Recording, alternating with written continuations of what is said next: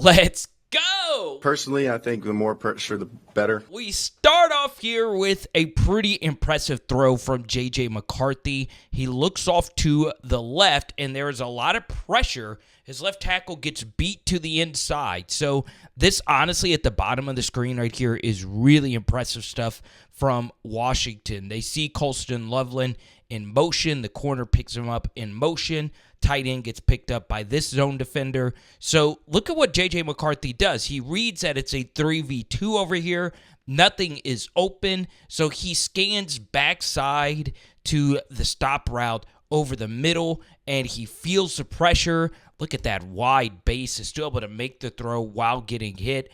Bang, hits him right in the chest, and you keep the drive moving. So this was very interesting to me when McCarthy was drafted. He only had one 300-yard passing game during Michigan's national championship run.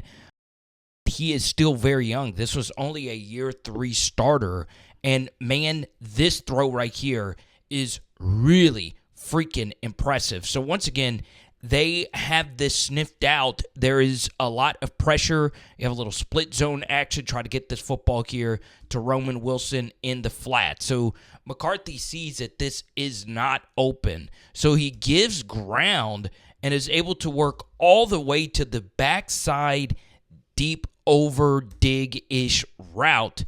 And man, that is really impressive stuff. I understand he's open, but still to buy time and read that is pretty good. Alrighty, so we get to a play-action shot, and yes, Michigan ended up scoring a touchdown on a long run, but it was set up by those two difficult McCarthy throws. This one a little bit easier, but you'll see that while this space is open, you really got to lead Wilson because this corner is bailing, and look at when McCarthy's throwing it relatively early, and look at what he does. He actually leads Roman Wilson into this space and hits him in stride, okay, to allow him to pick up a few extra yards after the catch. This is extremely impressive.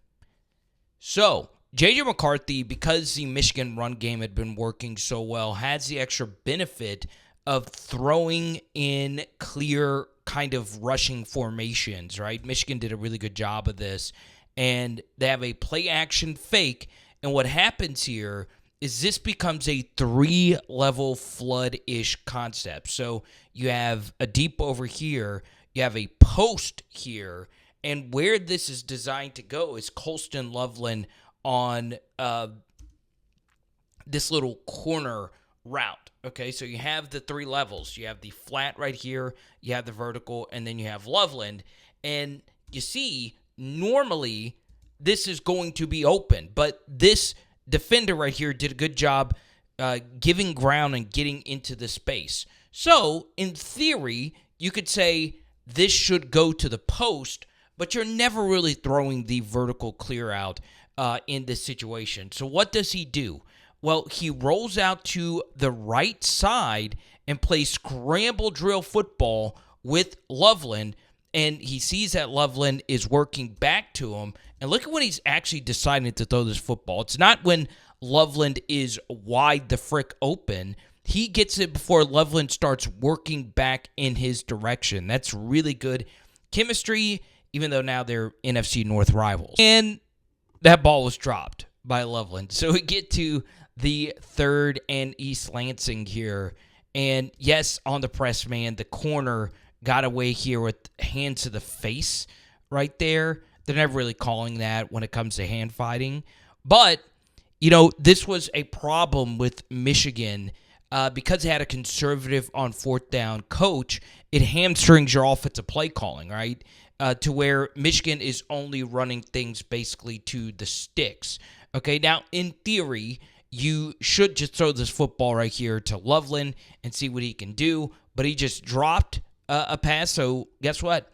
He decides to work this comeback route to 6, who's open, and he sails him, right? Alrighty, a big 4th and 3 right here. Michigan had a good 3rd down call run to set up a manageable 4th, and you'll see that Washington just out-schemes them, right? Pre-snap, you think that the quick out is going to be open, but watch how this hybrid safety linebacker actually backs all the way out into the flat right at the snap. So McCarthy thinks he is going to be good here, and guess what? He's not. They throw, honestly, all things considered, this isn't a bad throw. It's just a better defensive call. One possession game, Washington scores a touchdown, and guess what? You get a one-on-one matchup, Loveland versus a linebacker. Now, I know you have no timeouts, but the defense knows that, so they're thinking, hey, you're not going to be working the middle of the field. Boom. Hits Loveland right in the chest. There is a lot more equity in college to work over the middle of the field because the clock does stop to move the chains, and it is indeed a first down. Now, if you're like me and Peyton Manning on the Manning cast and you hate dumb football, I'm giving you the opportunity to leave. Here we go. I can't remember a decision this dumb in a national championship setting from a wide receiver. Anybody that's ever done a 2-minute drill, especially with no timeouts, when you catch this ball, once again, this is not the best throw right here from JJ McCarthy because you want to be leading him out of bounds, but he is so wide the frick open. Catch it and go directly out of bounds. Instead, Six tries to be Devonta Smith here and gets tackled in bounds, and that pretty much hurts the 2-minute drill. Look at the surrender Cobras on the sideline. I would be furious at somebody doing something so selfish. This is a smart decision. Let's just get up here and clock it. Now, you might have gotten it from the coach, but this is good leadership. You want to hurry up and just clock this football. Okay, 3rd and 3. This is a tricky spot for a younger QB in particular to be in because you just automatically say, hey, I want to work the sideline ball. McCarthy also knows he can't take a sack right here, but obviously in theory, in retrospect, you would like to work this right here. But you see, he just throws it out of bounds. It's not the worst decision. We get to the second half, and we want to shout out our friends at Fast Draft Fantasy. Sign up today, promo code Carter for a deposit match bonus up to $50. And if you're a big Colston Loveland fan and a big rookie draft fan, you could select him, and he can win you literally $25,000. And you can see that this is a Colston Loveland route concept. So obviously you have vertical here, vertical here, vertical here. And McCarthy, it looks like he's trying to go to Loveland because it does look like he has a step on this backer who's turned around.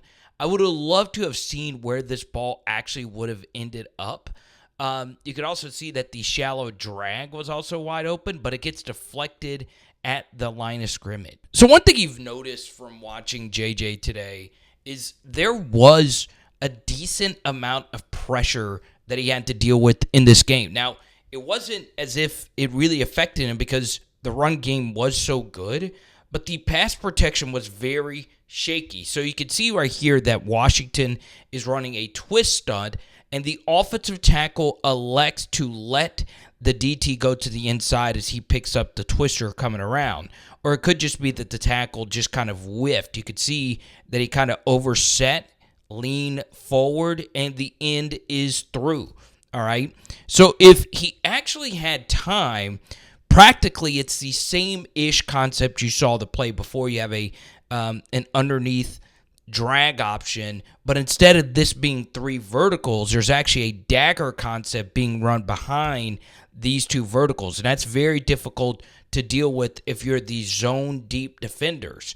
So you see, if McCarthy had time, he possibly could have hit this, but he still ends up getting a good ball to Loveland while getting hit to make it a more manageable field goal. Interesting stuff. This was arguably the biggest play of JJ McCarthy's Michigan career. But this was ridiculous. Now, it's important to point out what actually preceded this. It was 5 consecutive runs that basically went for nothing. And now you get to a very predictable situation here on this 3rd and 8.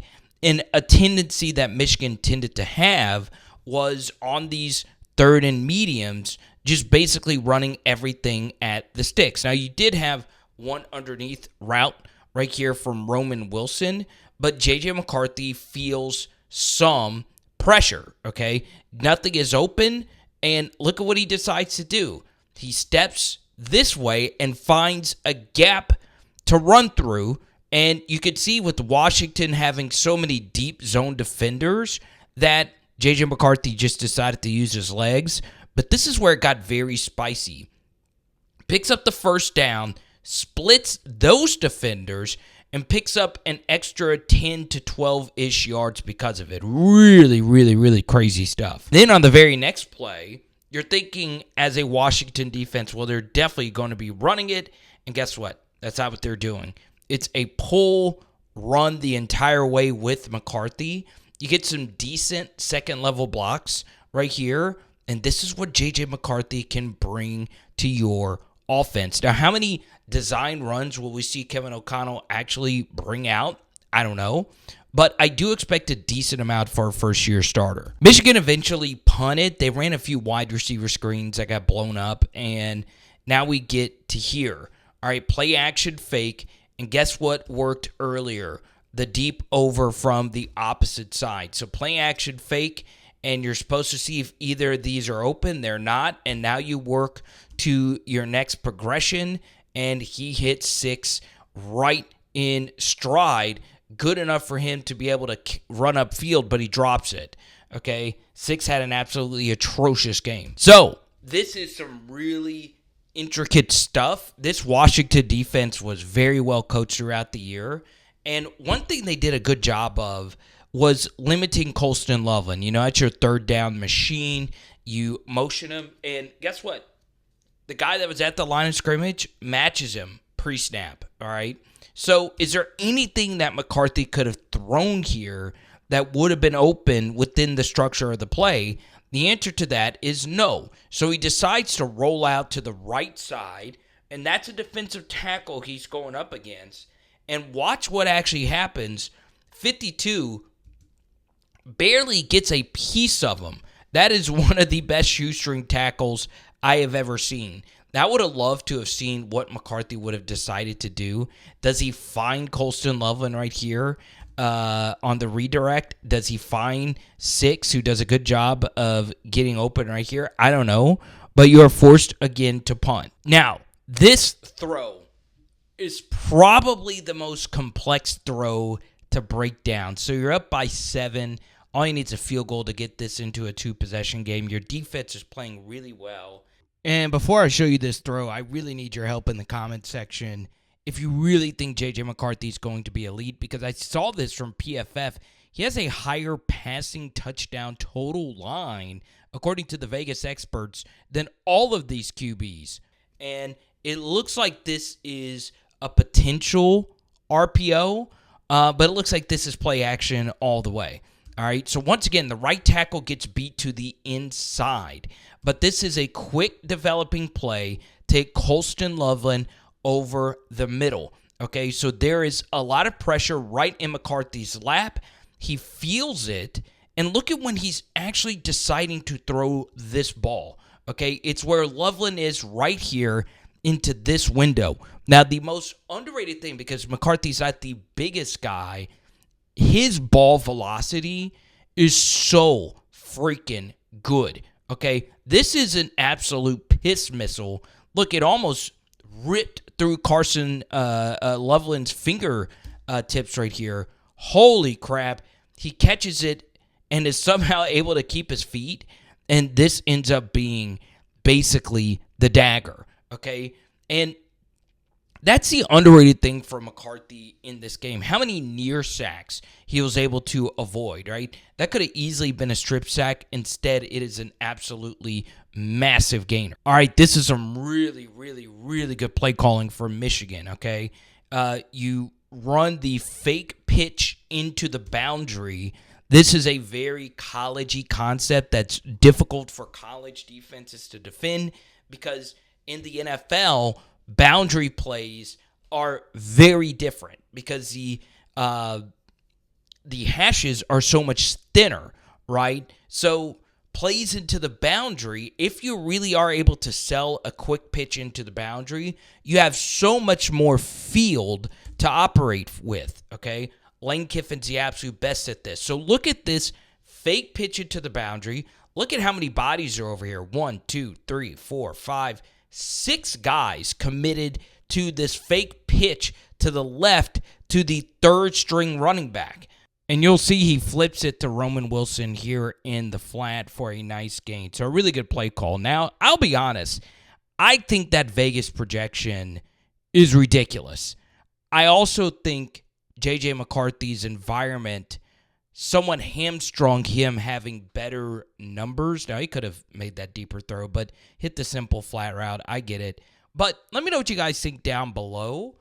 Man, I don't know. I mean, that NFC North is so unfreaking believably loaded. So if you love this video, I guarantee you're going to enjoy this one floating in your face as well.